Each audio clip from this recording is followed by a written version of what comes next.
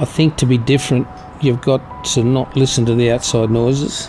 If you're listening to the outside noises, then you won't do anything different to anybody else. Nothing stays the same in the world. If it did, we'd still be throwing spears at animals to get a meal.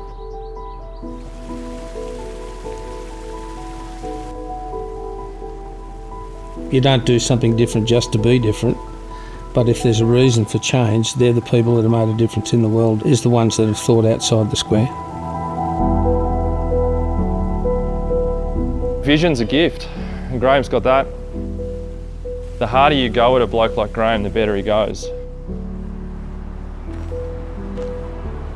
So I don't want to be just an average Joe doing an average job and just surviving. I want to do something that's better than my competitor.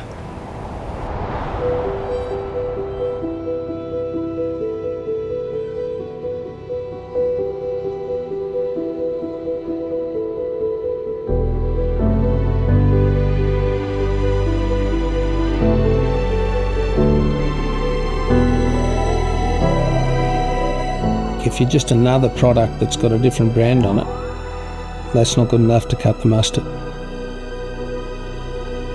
Two brothers, one vision, that's what it is.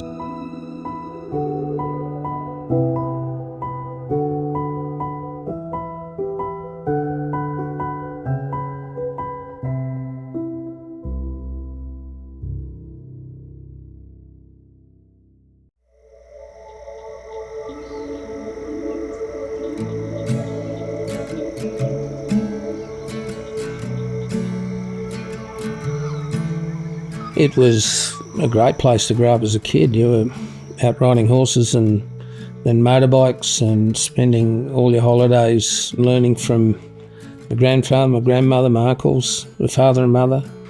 I wouldn't change any of it. Here, you, back, you. Go back. I'm passionate about breeding livestock. When I first looked at the reason for this breed and developing this breed, it was to get rid of the labour content that was surrounding the wool industry. So if you're breeding sheep for meat, you really don't need wool on them. The reason that Australia lived on the sheep's back was because of the world being cold and needing wool to keep warm, whether it was in a world war or in the cold areas through Europe. And it's not so important now. There's plenty of other things they can use that keep them warm, and they're lighter than wool and cheaper. That was the main reason for developing the breed, to cut the costs, because the costs were killing us in our business.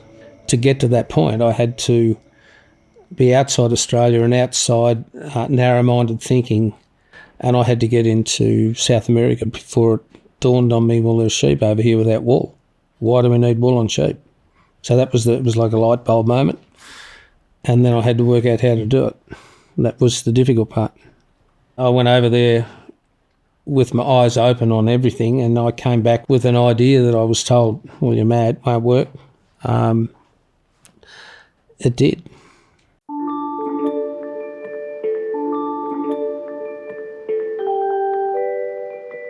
We then went to work and trying to work out how to get that hair component into the sheep again. Lamb traditionally being a wool sheep. If you have a wool sheep, you have lanolin. If you have lanolin, you have aroma. The Australian white has hair. It doesn't have lanolin. It has a very subtle, low aroma. It was a case of travel to learn. I couldn't learn it from my own country because that knowledge is not here. There was one particular sheep that really struck me, which was this Trinidad. And that's basically the type of sheep that I wanted to produce here, so all white and all haired. There was a need for a sheep like this because the sheep that I was looking at, whilst they had hair, they didn't tick the boxes for growth rate and carcass shape. Of the 4 breeds that came in, the Von Rui brought the hair. That was the main component that it brought. The main component from the Texel was its black feet and temperament. The Pole Dorset was its growth rate, and the Dorper was its carcass shape. And that's what we bred towards by putting 4 different breeds together. He came home from South America and told us, you know, he'd got a bit of an idea, and initial thoughts was Graham's had a lot of ideas, and this might be another one, but he saw the herd sheep and said we don't need wool on meat sheep anymore. We all kind of scratched our heads, and it's pretty hard to see at a time where that wasn't happening. We started in and got going with it, and our lives turned into basically flushing embryos and following it through to lambing them down and keeping all the performance recording and all the ancestry through lambing sheds, and most of our time was spent living in sheds lambing them down, or else back in another shed flushing them and implanting them into recips.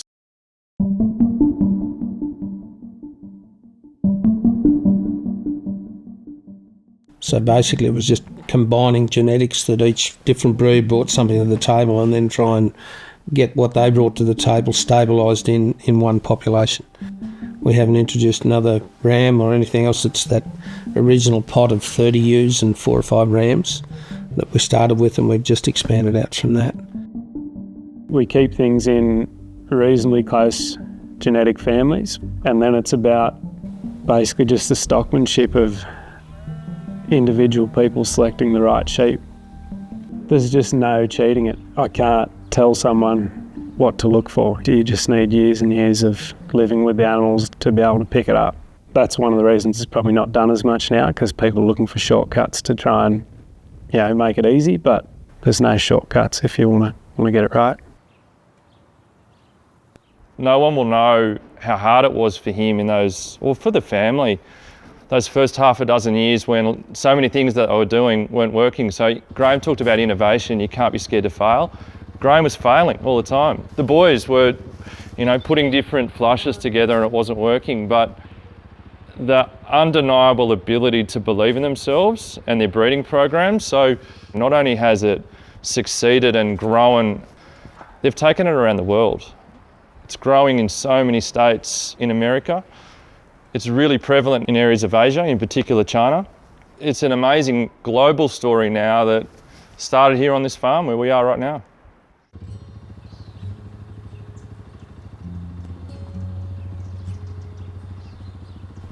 Margra wouldn't be here without Martin. No, the Australian white wouldn't happen without Martin. Coming up to 7 years, but yeah, what do you say about your best mate?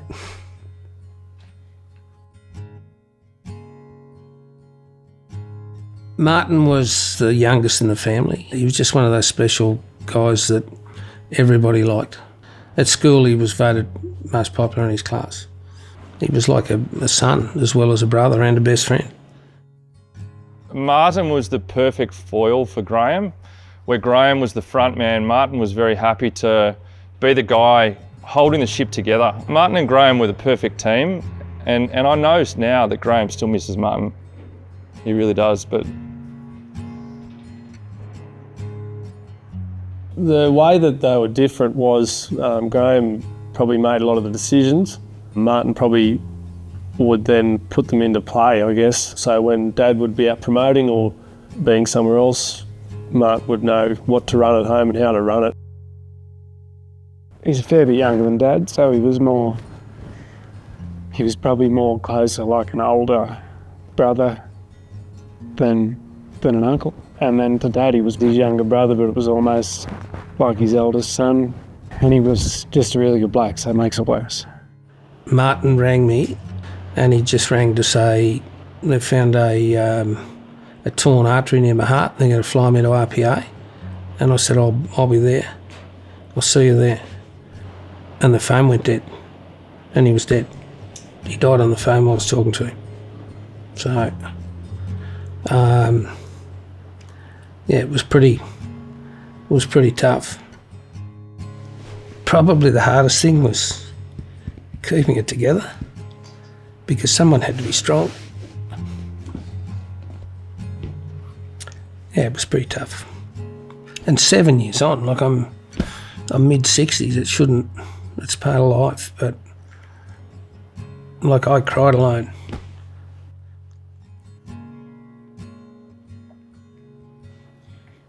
Do you think that he would be incredibly proud of what you've built? He'd be blown away. Yeah. look, to be honest, I don't think anyone can believe what happened.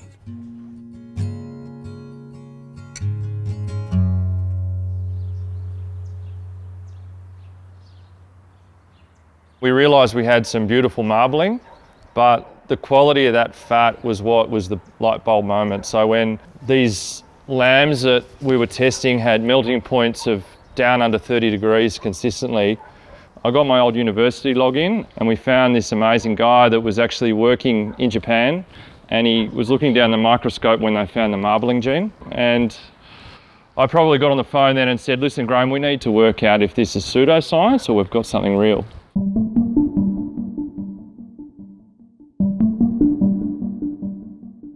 When samples first came, I thought this is an incredible product.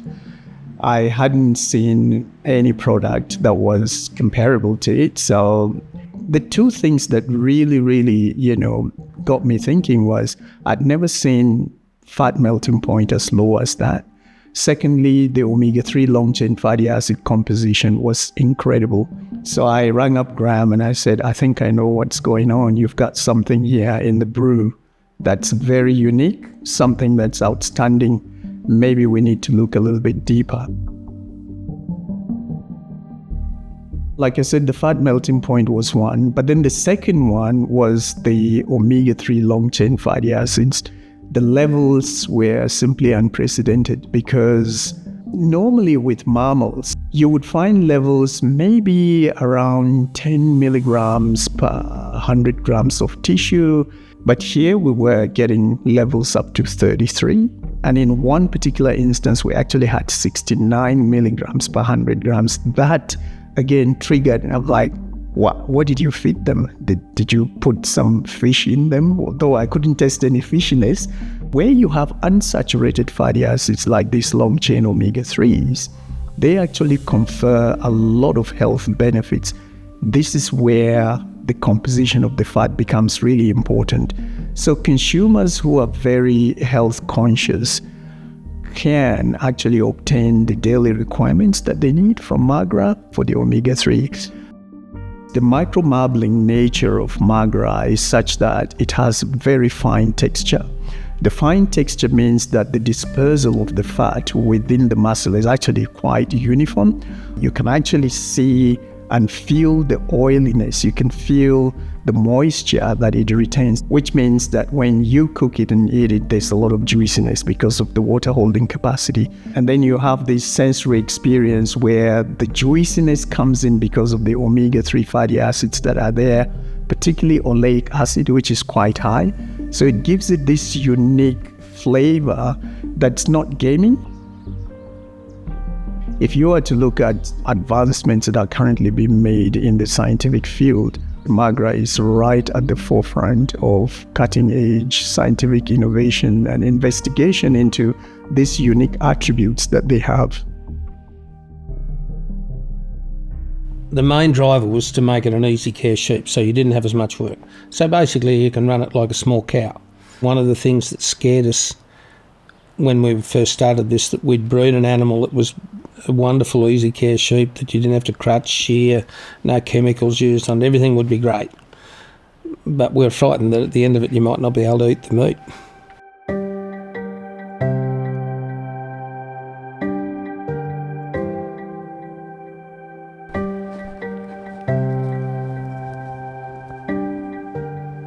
Hi, I'm Mark Best, chef and restaurateur. My part in the story with Margra began with a really well-known butcher, and he just gave me a piece of shoulder, I believe, sight unseen, and said, "This is a new product, what do you think of this?" And I took it home, just roasted it simply, and even then I knew I had something special. The fat quality in your mouth, that low melting point was immediately apparent. It was just almost like hot olive oil when you ate it. The flavour, the intensity of the flavour, a slight salinity, delicacy. And I remember going back to Darren and saying, "Hey chef, what the fuck was that?" What was special and instructive about that first interaction with Margra Lamb was that I was given it totally objectively. It was literally a blind tasting. It really stood out under that objective assessment. I knew from the outset that Margra was an entirely new paradigm in terms of lamb, and I knew that it was going to be different and be a game changer. Not only for the qualities of the fat, but the fact that we could have an entirely new trim spec. We could leave more of the lamb on the product and to get it onto the plate. That original economic model that Graham came forward carried through even to how much was left on the carcass, which was incredibly important for me in terms of that sustainability, financial and viability. Probably the hidden talent of Margra is the ability for it to store moisture. So omega-3 is the throwaway line for grass-fed, but when we talk fatty acids and we talk oleic acid and we talk acids that actually give you that puff and that dance on your palate, that's what a fatty acid does. And I think Margra, with its fatty acid profile being some 3 to 4 times higher than regular lamb, that's what's probably set us apart. So why Margra stands out is the quality of the fat. I came on board and I went back to them. I said, "You're marketing this all wrong. You're marketing it as a conventional lamb." I said, "This is all about the fat." The true advantage of Margra is the fact of its intramuscular fat, how fine those beads are, the moisture holding capacity of those fats, and that it's an intrinsic part of the muscle. It doesn't render out during cooking, so you get a better yield, but also it's there as you eat it, hence the sort of the juiciness. Convention has it that normally we would trim all of that fat off. This, we need to leave it on. We need to hero the fat. We need to treat it like we would fine pork and leave as much on. And so we completely changed the cut spec and left as much of the fat on. And then, of course, it became the whole education program about talking to chefs and giving them the insight and saying, look, this is different. You have to treat it different. And if I could just get it into their mouth and go, what are you feeling when you're eating this? And they would go, you're right. It's actually people eating it, which was the fundamental change. There's only really 6 lambs there out of spec. There is, yeah, 6. From a perspective of selling it into a restaurant, it doesn't want to be too big and it can't be too small. Exactly. The difference with this product going into restaurants is that now we understand that our fat renders faster, it tastes better, it's more liquid for longer, and it gives chefs that ability to create amazing dishes. And it was probably after that first testing 10 years ago that we realised that we probably had something that was a little bit different. The light bulb came, well, how do we turn this breed and how do we turn it into a brand?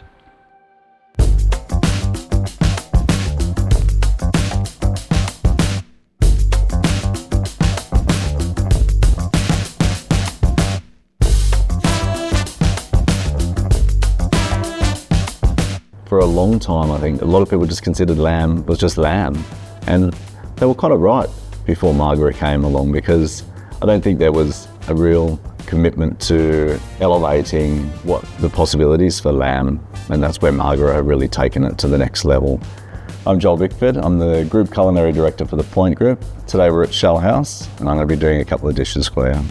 We're going to do a raw lamb loin dish and rolled Barnsley chop with a little bit of tongue and some nice winter mushrooms that are in season at the moment. This is quite a small dish. This would just be like a starter for us here in the restaurant. It is at the forefront of not just lamb, but of all produce being put forward in the market at the moment. And it's homegrown, it's a great story. Margra lamb with pear, pistachio, buttermilk and clover. The mouthfeel is very delicate, the low melting point. It's just a higher quality, it feels different. It's one of those things you have to really taste and understand and feel. 34 years I've been cooking professionally, and lamb has been a big part of that. Like, Australians love lamb, and it's a big part of who we are as Australians. When you have any high-end product, paying it the ultimate compliment is not doing too much to it. It's really just letting it do the talking. Most of the best restaurants in Sydney certainly are using Margra, and it's something very special to work with. They have the most amazing lamb that will probably never be surpassed, and I can only see them getting stronger and stronger. The work that the Gilmore family have done is really something special, it's nice to be involved with a company that is on the front foot, really pushing the envelope with lamb. The rolled Margra Barnsley chop with pickled lamb's tongue, fine mushroom and some currant grapes.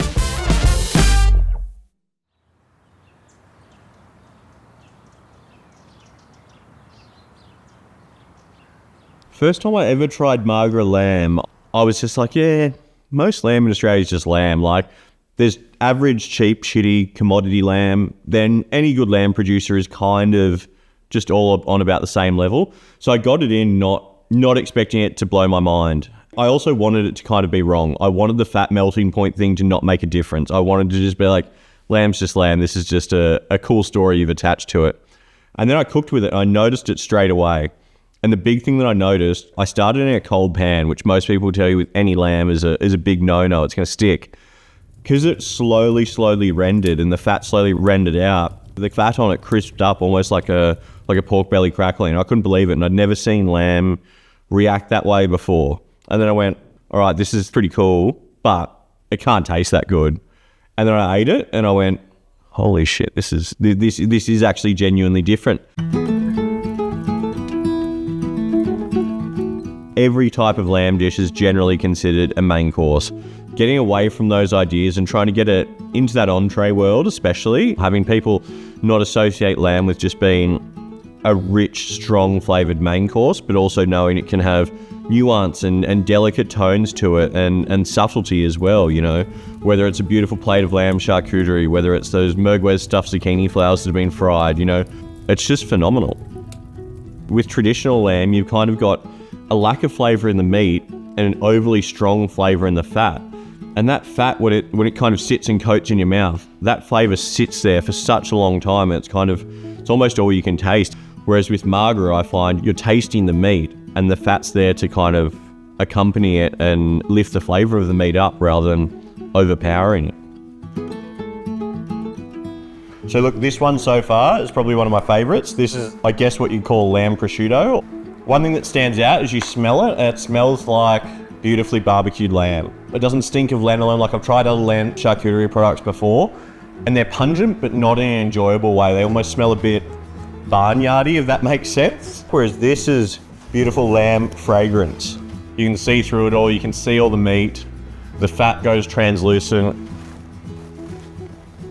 It's tender, it's identifiable what the product is. The flavor's coming through. It tastes like beautifully barbecued lamb, but as charcuterie. And that to me is pretty phenomenal and pretty damn unique. The fat, I think, is one of the most unique things with this lamb charcuterie, is that it melts away. Like, it's very rare to get a charcuterie product where the fat melts away similar to what pork would. That to me is like a beautiful lamb roast flavour. Now we're into the hardest ones, the salamis. Traditionally with a salami, you want those nice big beautiful chunks of fat that you're seeing here. And this is where you have a problem with lamb, where cold lamb fat is traditionally incredibly hard to chew through, coats the entire palate, can't really taste much.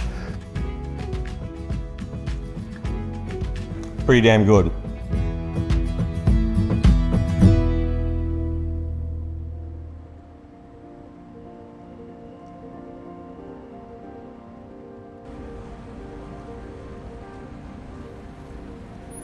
It's actually incredibly meaningful for me to launch back into a restaurant like this. This is a revolving restaurant with arguably one of the best views in the world.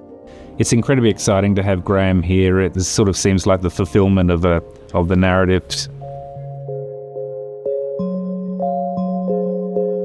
The dish I'm preparing today is a traditional rack of lamb, but I treat it a little different because it's Margra. We've got that beautiful white fat cap on it. I take the bark or the skin off and just give it a nice cross hatching of the fat, heaps of good flaky salt, and into a hot oven about 180 degrees, just really to cook for the fat and caramelize that beautiful fat. It almost renders out like a suckling pork.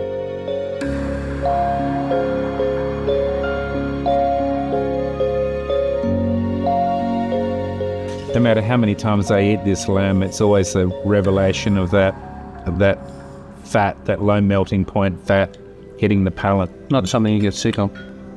Really has come in to be, a luxury ingredient in terms of your choice of proteins. It's going to compete with the best on the menu. I mean, that narrative arc from developing as an economic meat sheep breed to ending up on the finest tables in Australia and the world, it's a pretty amazing story. No, well, in the story, we hoped the meat ate all right.